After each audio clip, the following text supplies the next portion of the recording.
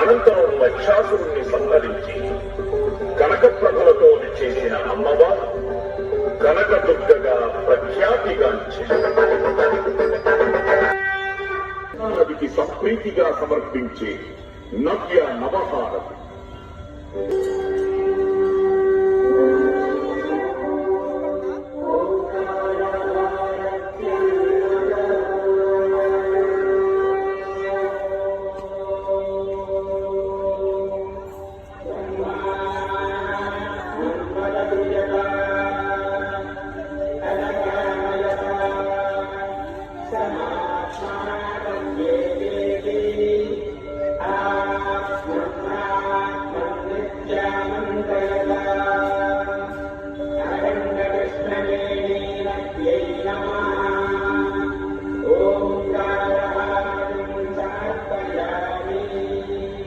సృష్టికి మూలమైన ఓంకారనాదాన్ని వినడం చేత, ఓంకార రూపాన్ని చూడడం చేత పాపాలు తొలగిపోతాయి, శుభ పరంపరలు కలుగుతాయి.